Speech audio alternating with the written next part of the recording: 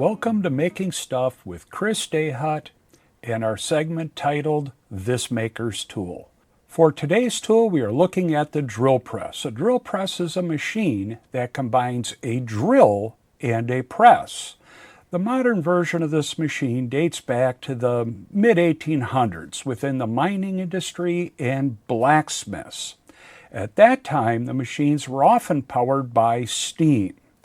In the early 1900s, the drill press was electrified, and that is the configuration we see today.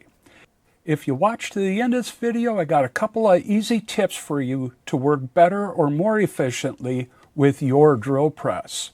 The advantage of using a drill press allows you to drill holes accurately and easily. The mechanical advantage of the handle to push the tool into hard materials greatly reduces the effort needed. Furthermore, the table supports the workpiece in the proper orientation to the drill bit, thus increasing the probability you're getting a hole drilled perpendicular to your workpiece. As expected, drill presses come in a variety of sizes, and here are some of the important defining aspects of drill presses. A 12-inch drill press is twice the distance from the column to the center of the spindle. Thus, you can drill to the center of a 12-inch wide piece of material. A half-inch chuck is the capacity of the drill chuck. It can hold a half-inch diameter tool shank. A bench model drill press indicates that it needs to have a stand to set on. A floor standing drill press is tall enough to be placed on the floor, and you can use it standing up. As you can imagine, the prices of drill presses vary greatly. So I've picked out a popular brand here in the United States. I believe they export to all over the world, so hopefully these are in your market, but they appeal to the hobbyist. This is a 12-inch bench top variable speed drill press, so it's a good hobbyist size bench drill press. And in the US market, the range in price is from $669.99 up to $737.99. So quite a bit of range for the same drill press by different suppliers.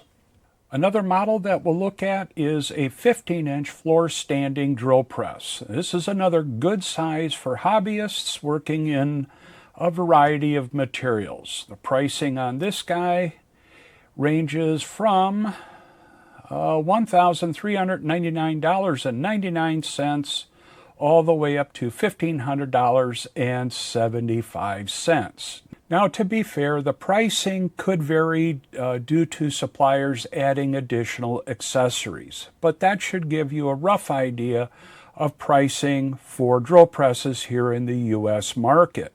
Here are some of the components or features of a typical drill press. A chuck, which is used to hold the tools.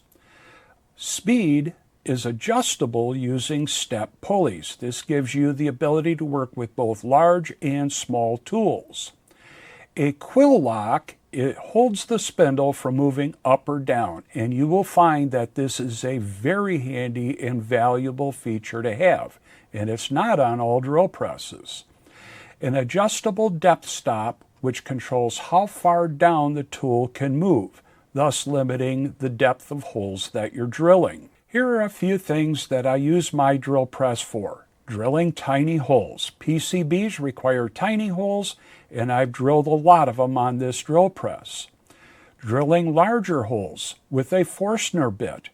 This would be typically used in woodworking a lot. Drilling really big holes with a hole saw. This 4.5-inch diameter hole saw can easily cut through this hard material with ease on this drill press. Drilling holes into tough materials with ease. As an example here, a 1/2-inch drill easily cutting into carbon steel. Contour sanding with a sanding drum. Makes life really good for detailing the edges of work pieces. deburring parts and removing sharp edges with a wire brush. Typically this is done on metal components or metal workpieces. And surface conditioning parts with a wire brush. This again is often done on various metals. Now, as I mentioned, there'll be a few bonus tips near the end of this video, and here's the one right away. That innocuous looking ugly board is called a spoil board. You will want to have one of those on your drill press table so that as you're drilling through your workpiece, you won't end up drilling into your machine's table.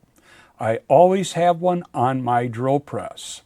The next one is using a coat hanger to square up the table to the spindle. This is really easy and very accurate. Cut a length of the coat hanger that is longer than 1/2 the table's width. Bend it into a Z shape. Chuck one end into the spindle. Rotate it to the right side of the table. Lower the spindle down until it touches your feeler gauge. In this case, I'm using paper. Lock it at that position.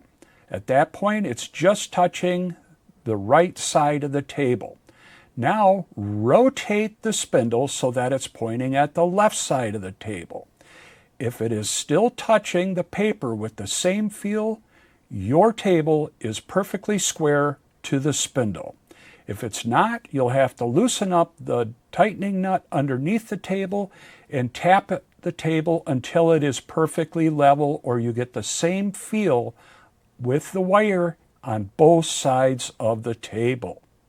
With that, we'll go ahead and wrap this story up. The drill presses in my workshops get frequent use, and I would not want to do a lot of projects without one. As you saw, I could easily drill a very tiny hole with a very large drill press, as well as a very large hole.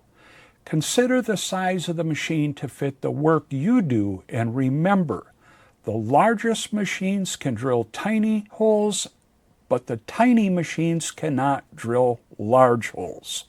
So I'm kind of urging you to look toward getting the right size based on the larger size rather than the smaller size of your need range.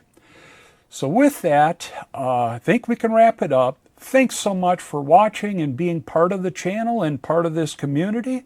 If you could be so kind, I sure would appreciate it if you could subscribe or give me a like, or more importantly, even drop a comment down below. Tell us how we're doing or any other tools that you would like to see us cover. Thanks again for watching, and I look forward to seeing you in the next video.